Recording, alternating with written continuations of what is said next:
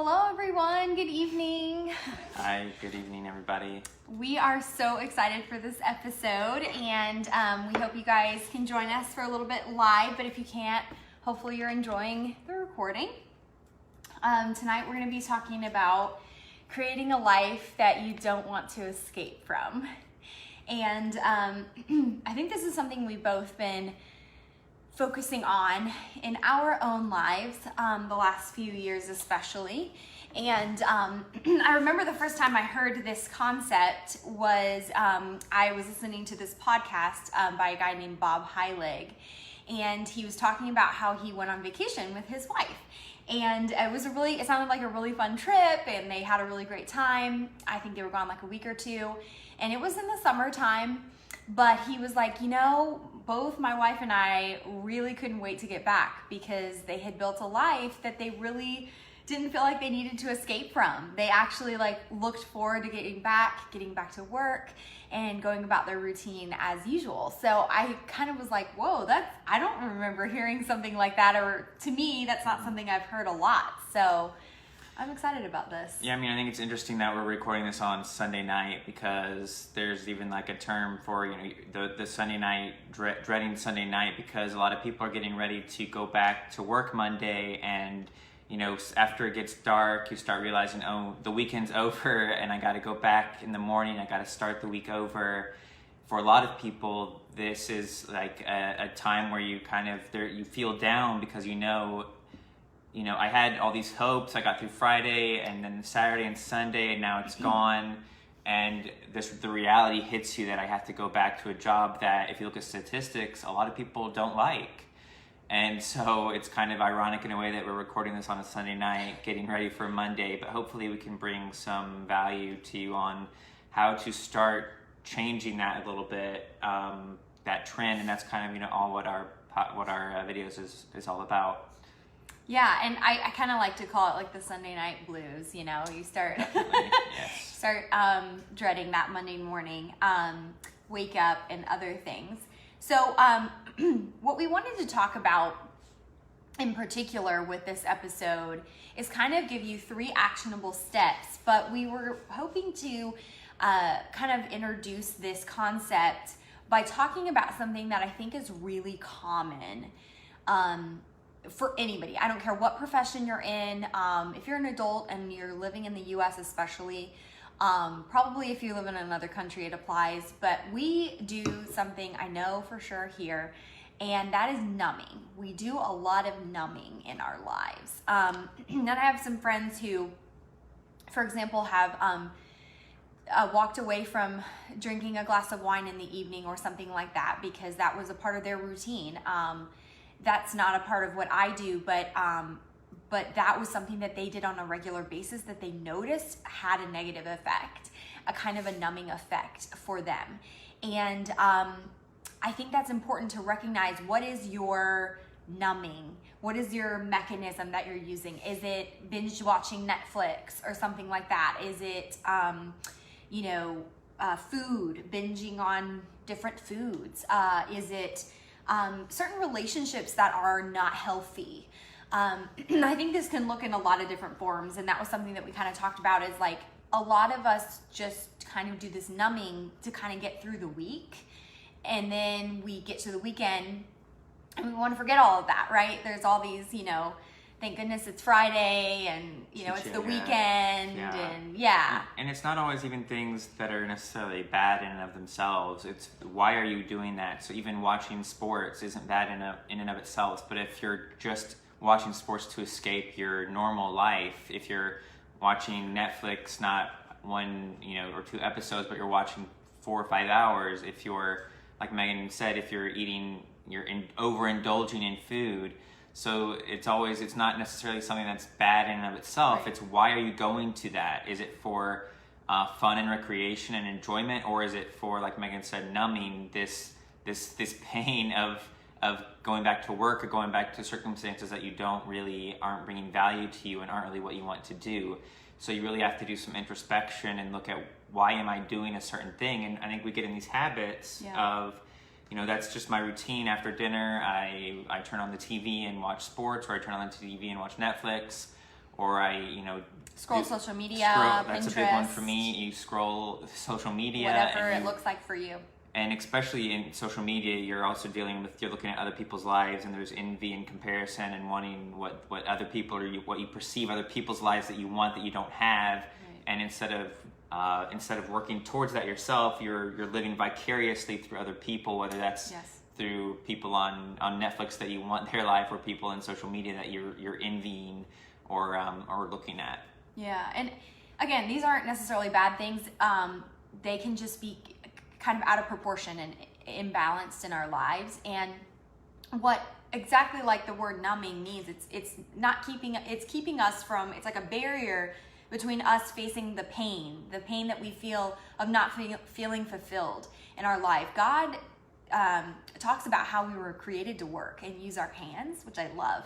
And there is work for you to do. And even if you're not in love with your 9-to-5 job or whatever you're doing for work right now, or whatever circumstance you find yourself in, it doesn't have to stay that way. And that's kind of what we want to encourage you to just start taking steps toward removing that kind of numbing thinking and habits. And we've struggled with these too. We're not perfect. We've definitely, and they creep up from time to time, and you have to readdress them. But one thing I wanted to talk about too is the 168-hour principle, which if you're not familiar with this, basically there are 168 hours in a week, and correct me if I'm wrong, but I did the math earlier, and they say if you get like 8 hours of sleep every single night, you work 40 hours a week, and you have 5 hours of recreation time every single day, you still have like 30 some hours left. I think it's 37. So what are you doing with those other 37 hours? And a lot of us don't look at life that way. So when this was first presented to me, it was very shocking, because I was a person who constantly said things like, I don't have time, which is a belief and an affirmation of something that I don't want to have as a part of my vocabulary now. But at the time, that was what my constant mantra was, oh, I don't have time for that. I don't have time, I don't have time. And instead of looking at, okay, what am I using my time right now for? Am I scrolling social media? Am I binge watching something? Am I shopping all the time? Whatever it is that you're using as maybe a numbing there, start to analyze, how are you spending your time? One thing that I love that Matt does is he'll often keep just a general record of something, like his routines or something. So you could even just say at the end of the day, you could just jot down for 1 or 2 weeks at the end of the day, each day, okay, I did this for 2 hours, I did that for 3 hours, whatever it is. Or you could even have it track your, if you have an iPhone, it already tracks your phone usage every single week, and you get a report on Sunday mornings. In fact, when we've been getting out of services on Sunday mornings recently, we've been comparing our screen times, and is it down, is it up, and things like that. And so have a way to track at least for a couple weeks, and then you can kind of start to see, okay, where are the trends here? When am I tending to do this more? Is it when I have a worse day or something like that? And just the first step is just really awareness in that sense. Just start being aware of, how am I spending my time? Is it really that I don't have time for anything else? Or is it that I'm not using it the best way? Yeah, and I think if you don't have the data, then you can't make decisions. Like Megan said, we like to go to I can't or I don't have time because we feel like we don't have time, and that's a legitimate feeling because we feel like our time is full. And to be honest, to people who have children, I can't imagine the additional time that you guys have to dedicate to childcare. And because me and Megan talk all the time about how we feel so busy and we don't even have that responsibility. So please don't misunderstand. There's people that have a lot more responsibilities than even we do. Yes. But that doesn't mean that you don't have 20 minutes, 30 minutes, an hour a day. That doesn't mean that you can't find time or prioritize different things. There are still pockets, I believe, in most people's lives that you can, if you really are dedicated to changing habits, to changing your life, to prioritizing something that's more important, that you can find time for what's important to you. We all know that, you know, we tend to do things that are priorities. We tend to do things that are important to us. We find a way. Yes. There's a saying, you find a way or you'll find an excuse. And so even if it's not, you can't dedicate 4 hours to something, can you dedicate 30 minutes? Yeah. Because we often underestimate the amount of things we can get done with small pockets of time. Absolutely. You know, just for, like one thing, just a small example of that is I try to read 60 minutes total a day, but I don't have a whole hour to do that, but I have little 10-minute breaks sometimes that I just do 10 minutes at a time. So instead of breaking it down into, oh, I got to do something for an hour, I can't write my book for, I don't have 2 hours. Well, do you have 10 minutes sometime? Instead of taking an hour lunch break, can you take 30 minutes and for 30 minutes work on your side hustle or your Bible study or whatever it is that you're trying to prioritize? So we like to say those things because we genuinely feel that. Mm-hmm. We feel like our 24 hours is totally taken up. But, you know, like one habit for me that I struggle with is after dinner, I sit down and watch a show. Well, sometimes one show turns into 2 shows, which turns into 3 shows. And then I go to bed and I feel like, man, I didn't work on something that I wanted to work on.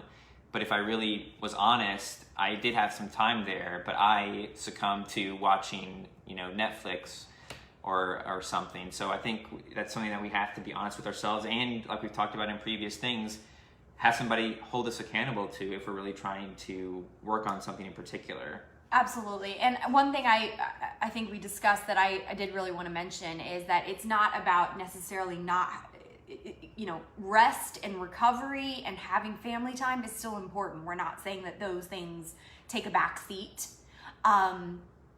But instead of feeling like those 37 hours or whatever that looks like for you, it might be less, might be more like 20, but most people have at least 20. Those hours, you know, dedicating your rest time to really resting. Put down your phone, spend time with your kids or your spouse or, you know, people that are important to you. Invest that time as best as you can to really be present in the moment and really recover in whatever way that looks like for you. Instead of often, sometimes I think with like social media or other things, we tend to feel busy when we're really not busy. Our brain's moving really fast and we're consuming a lot of information, but we're not actually that busy in that moment. We're just kind of swiping through, if that makes sense. So really dedicate your rest time to resting, and then really dedicate other time to maybe getting some other things done. If you really want to live that no more someday life, if you really want to have some things, create a life that you don't want to escape from and numb yourself to, then you're going to have to trade a couple of hours that you would have been doing these other things that really wouldn't add up to that much except for you being up to date on the latest whatever. Then it's worth the trade, you know? So the first step we talked about that kind of helps move you in the right direction is we kind of feel handcuffed to our 9-to-5 job often because we think we have to have this like certain higher standard of living, kind of like keeping up with the Joneses. And one thing that a no more someday lifestyle that we kind of had to really wrap our brains around, especially when we moved to Florida, was you don't have to live like everybody else. You can be kind of weird. Mm-hmm. You can do things that other people aren't doing. You can decide to live below your means. You can decide to not go on that trip, or you can decide to, you know, like we did, live with somebody else for a time, or whatever that looks like. You can live in a different way, and you don't necessarily have to keep up this higher lifestyle. And one thing that we started to notice was, okay, we want to go after these dreams, these goals. We got to get serious with our budget, with our discipline. It doesn't mean that we don't enjoy nice things or that we never, you know, have an indulgence.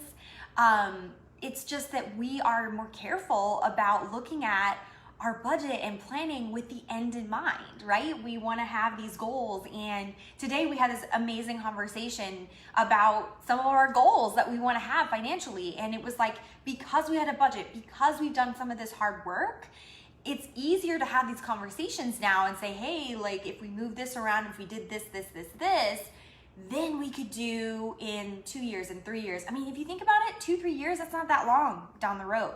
That you could already start to live a completely different life. Your life could look completely different by making some different choices now. Yeah, and I think like if you don't have that vision, it's important that you have that vision a few years mapped out, because if you don't, then you get so lost in the moment when you see your friends go on trips, when you see your friends buy houses or live in a certain neighborhood, and you see the life they're living, or you think they're living, the life they present. Right.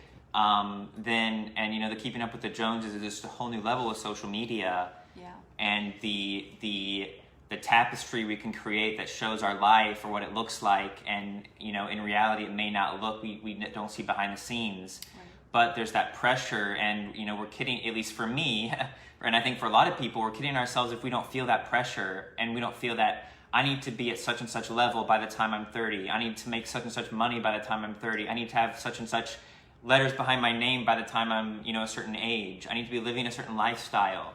Like, and that we feel that pressure, regardless of, I think, gender, regardless of, you know, we both feel that. And or you know, we don't have you have to have kids by a certain age or whatever, and there's these expectations that either society, family, friends, and ourselves put on us. Mm-hmm. And you really have to have those discussions with your spouse on really what is important to us, and are we willing to sacrifice and do the hard things to get what we want later.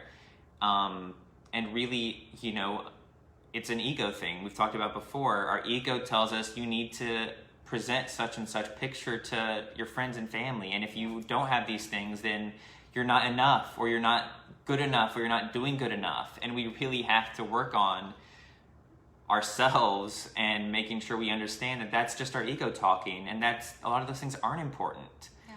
And I think that's what we've tried to work on the last couple of years, and it does take an ego hit in some ways if you decide to do something different than the norm, or different than what people around you are doing. Mm-hmm. And especially for me, I'll speak for myself, if you're looking at peers or people that you think are your peers, and they seem to be doing better than you, then that really is an ego hit. And you really have to do that self-work to understand that, one, you don't really know exactly what they're doing. Two, their choices are totally different than yours.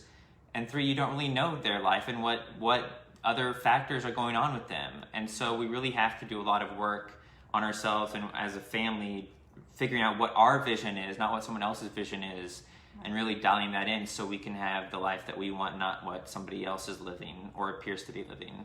Yeah, and one of my favorite quotes that Dave Ramsey says a lot is, live like no one else now, so you can live and give like no one else at a later date. And even if you're not living, even if you're, let's say that, you know, you make some sacrifices now and later you're working this amazing job or whatever, that, you know, and you have some other dreams that you've hit, and maybe you're not financially where you want to be.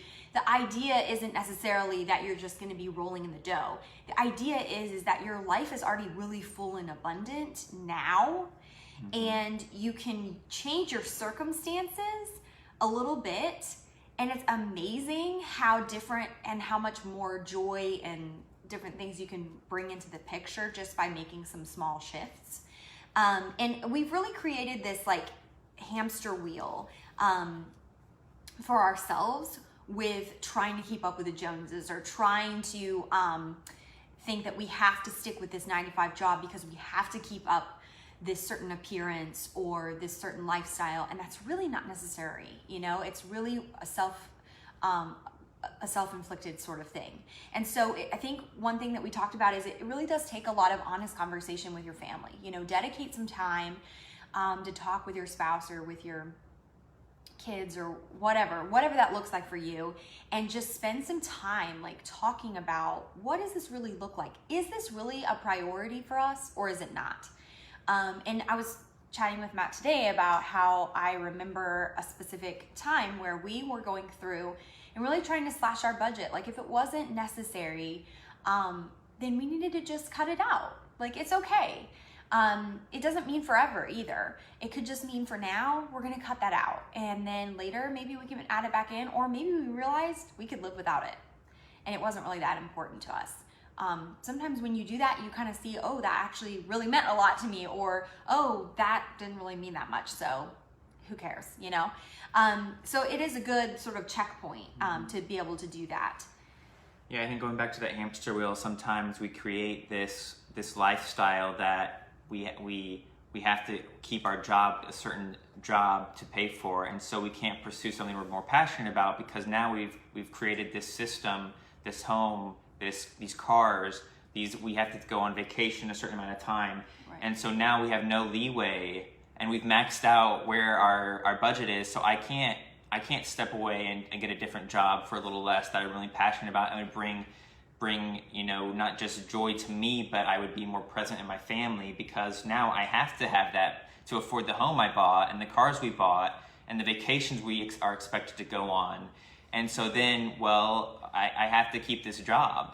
And I remember it's very scary in a way, because when we were looking at homes in Indiana, when we were trying to get loan approval and do the work, we could get approved for so much, but such an expensive home, that maybe we could have paid the payments, but that would have been it. And so we get caught in these circumstances where we want this certain level, like we talked about before, and then we put ourselves in financially compromised situations, to where when there are situations like COVID or other, where there is a risk of losing your job, or we're just in situations where you want to pursue something that you're more passionate about or brings more joy to you and your family, then a lot of times it would be very difficult to, because you've made other commitments. And so, like Megan said, really having those discussions, and yeah, maybe we could afford that home, but we're not going to be able to do these other things, and we're not going to be able to pursue, and I won't have the time to pursue other things that are more important to us as a family. Right. Or we could have a second car, or a certain level of car, but then we're not going to be able to spend as much time together as a family,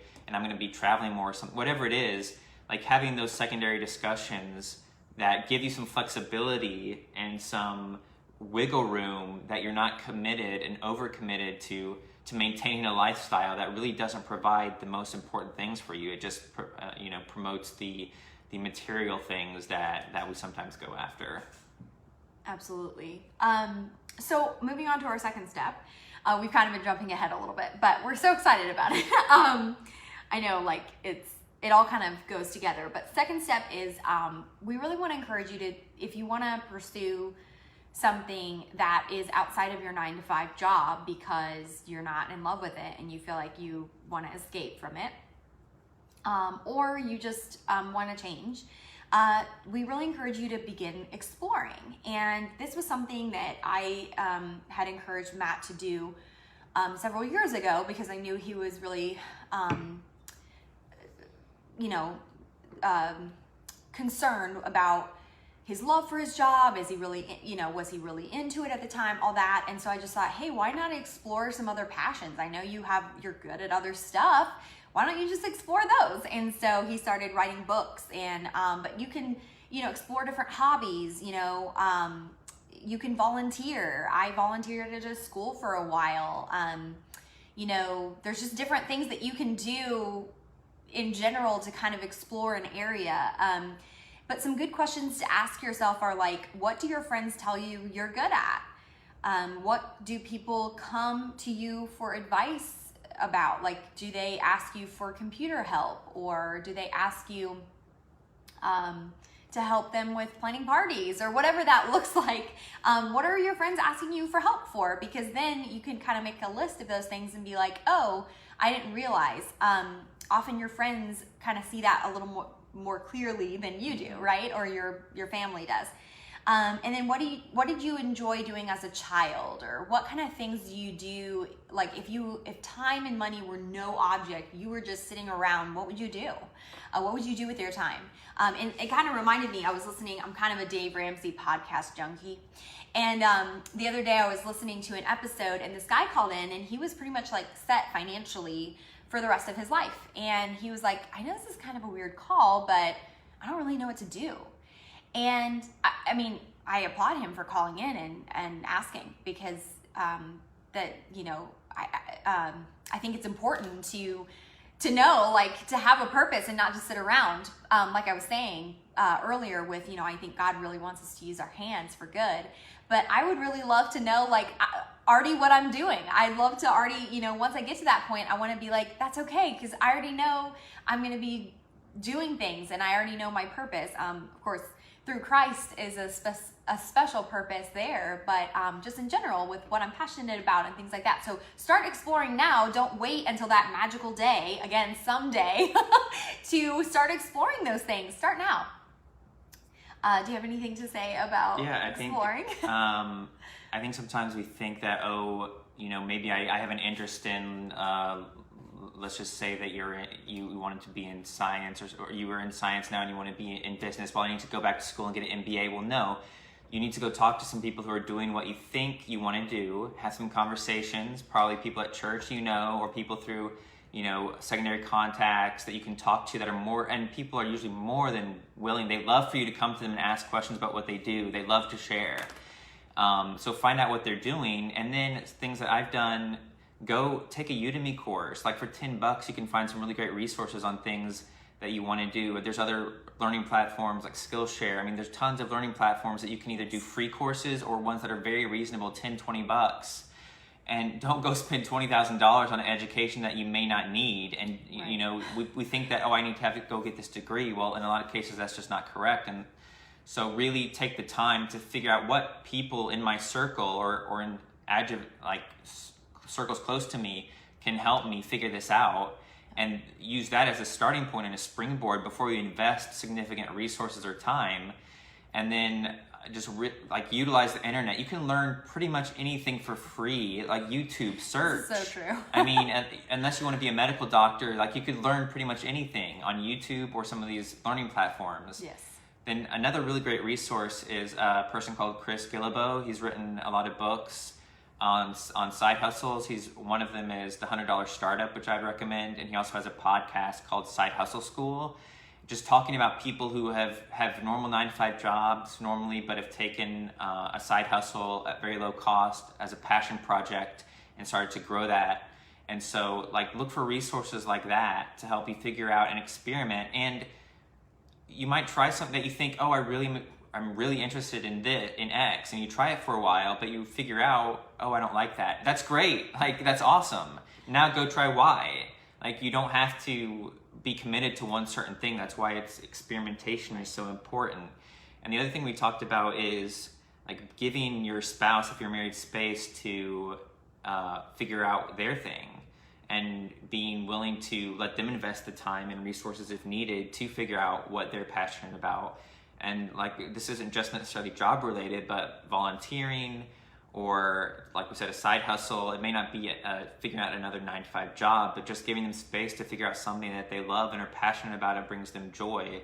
Make sure that you are having those conversations and are open to what they're passionate about as well, and not just concerned with your side of things. Yeah, totally agree. And keeping your options open, just being open to it being something that you never ever would have expected. That's what happened to me.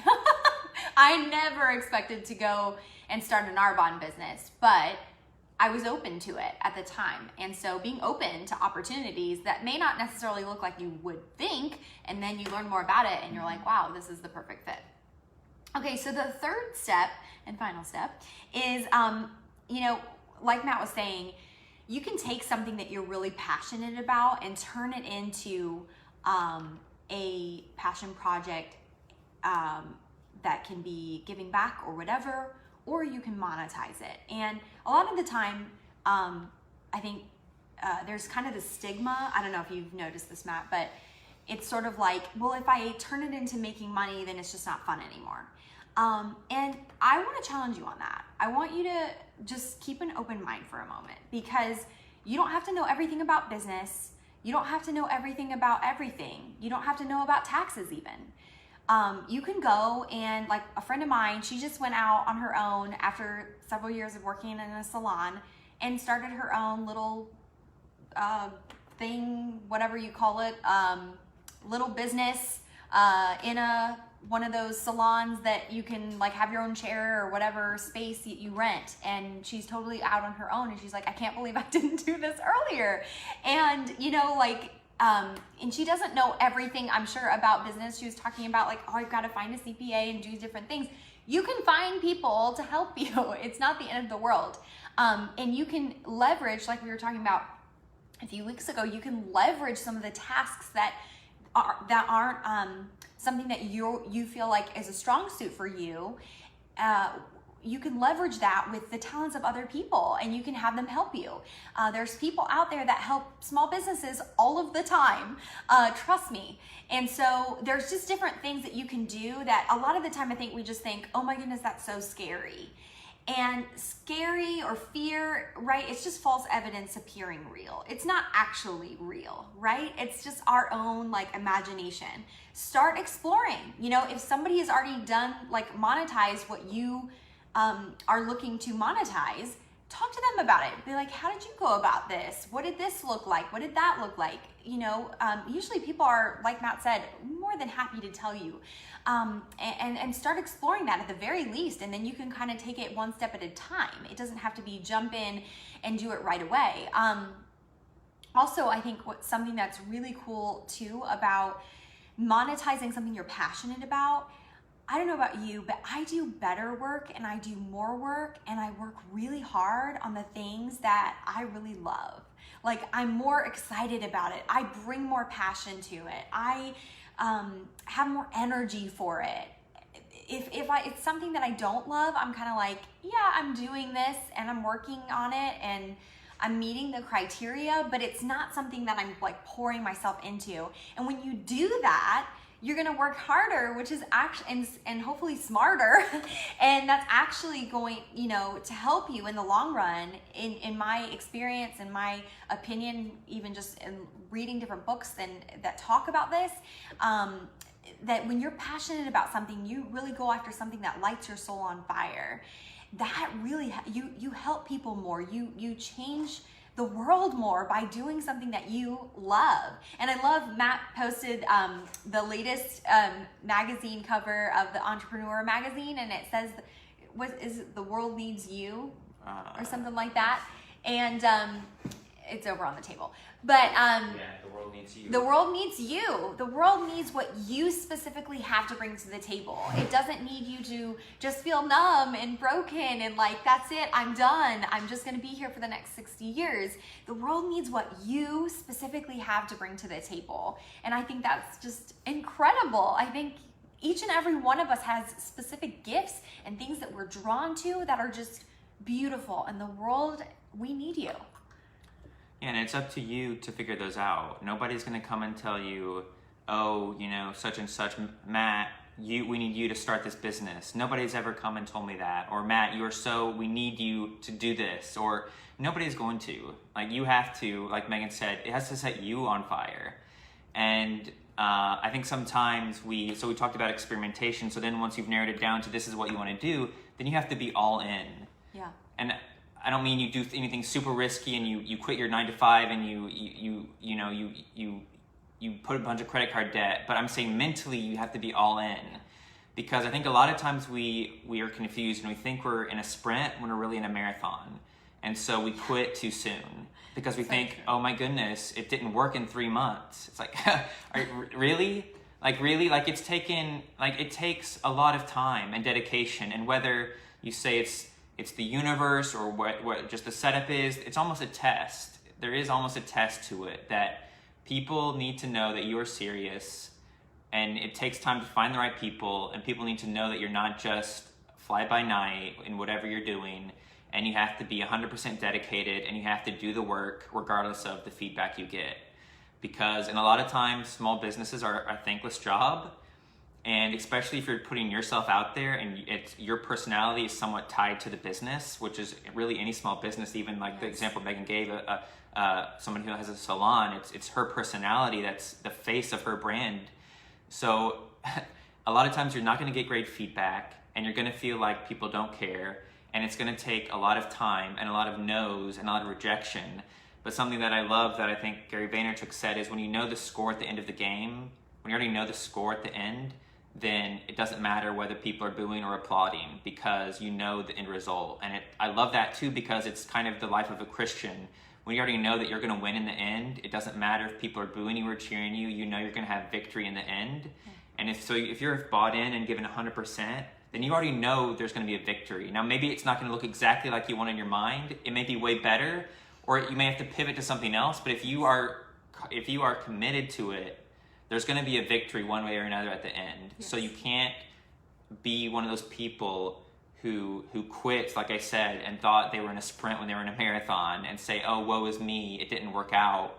Well, it didn't work out because you didn't give it 100%. You weren't committed to it. You didn't buy in. So no wonder it didn't work out.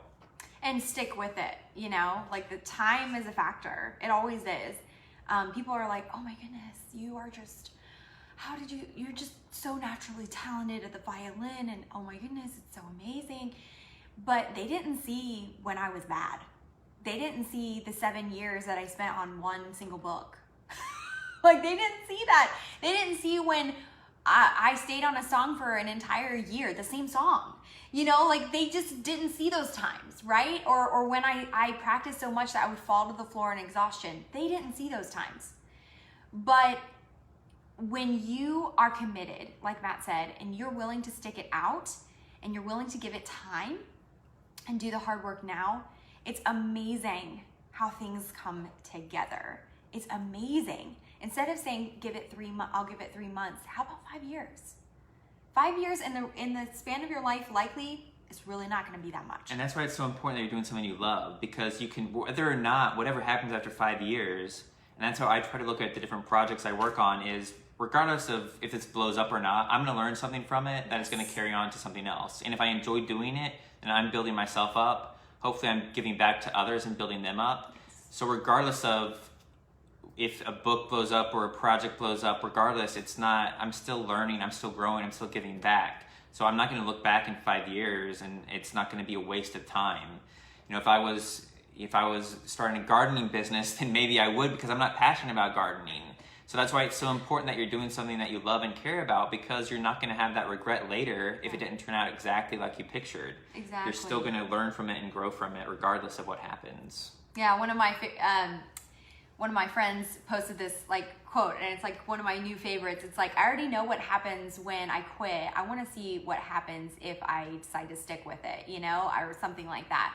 You know, why not go for it? Like, what do you have to lose? You know, and I think thinking that way, like, instead of what if it doesn't work, think, what if it does? Like, what if it does? And also, how much better are you showing up for the world because you're pursuing a passion, because you're doing something that you love? How much better of a spouse are you going to be? How much better of a parent are you going to be? How much maybe more flexibility are you going to have to work the hours that you want to work, or be home more, be present more, have more energy? Not feel energized after working, not tired and exhausted and drained. And I realize that this is going to look different for every single person. So I realize, like, some professions, they lend themselves to you've got to give everything and you feel exhausted physically afterwards. But sometimes when you're doing something that you love, like, even I can think of like doctors and nurses and stuff like that, even though they're physically exhausted, they love what they do. They're passionate about it, because and mentally they're stoked after they get off. Physically they're drained, but mentally they're stoked because they're helping people. Maybe not every day, but you know, in sometimes it's not going to always look perfect, is what I mean. But mentally they are so excited to help people in that way, physically or mentally. I even think about my parents, you know, with photography. There's so many times my parents would come home after shooting like a wedding, for example, and my mom and dad, like both of them, they look like they just need to sleep for like 20 hours. They're exhausted, but they're sitting there like putting all their pictures in, and they are just so excited. Oh, and then this part, and you should have seen that part, and oh, and how the guy looked at the girl in this moment. Oh, did you catch that moment with the mother and the flower girl? And you know, they're just so excited about it because it's what they're passionate about. Like, it's what they get excited about. And I think you just show up for the world in such a big way, in such a different way, when you're pursuing something that is meaningful and is helping you feel like you're making a difference in the world. You know, maybe it's making cards, or, you know, a friend of mine makes jewelry, or whatever that looks like for you. Just get started and get going, because seriously, the world needs you. The world needs what you specifically have to bring to the table. So anyways, I think that was all that we had.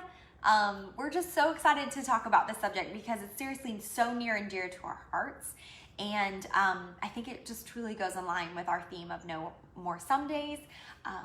Feel free to let us know if you have any questions or comments. Yeah, we'd love to hear if there's any way we can help you figure out, hey, what are you passionate about? If there's anything that we could create or talk to you about, we'd love to be able to assist in any way, because a lot of times, like we said at the beginning, it's hard for us to point that out, but other people can. And I think it's about asking yourself the right questions, the series of questions to unveil, to dig, to peel back the layers of the onion, if you will. Because a lot of times we think, oh, my thing is so niche, nobody would care about that. Well, that's what's so great about the internet. And today, there's your niche. You may think it's 5 people, but it's really 5,000 or 50,000 or 500,000. I mean, there's a niche for everything. There's a space for everything. There's a tribe for everything. And so you have, and one of my favorite things to see is people, like Megan touched about her parents, but seeing people who are passionate about what they do. There's nothing more fulfilling than that. And seeing people do what their purpose is. I can think of one friend of mine who's a coach on the side, who coaches baseball. And like he was born to coach people. He was born to inspire people. And like you could have told him that like 20, 30 years ago. And when you saw him, and you could have said, you know, you should have been doing this. You should have been doing this full time. And thankfully now he's done it for a while, but thankfully now he's getting more time to do that. And you can see the joy that it gives people, and the joy not just for them, but that they give to other people because they're so passionate about it. Yes. And so there's something like that for you. You just got to figure it out, and we'd love to help you do that any way that we can. All right, awesome, guys. Let us know how we can help you, and have a wonderful evening. Thanks for watching.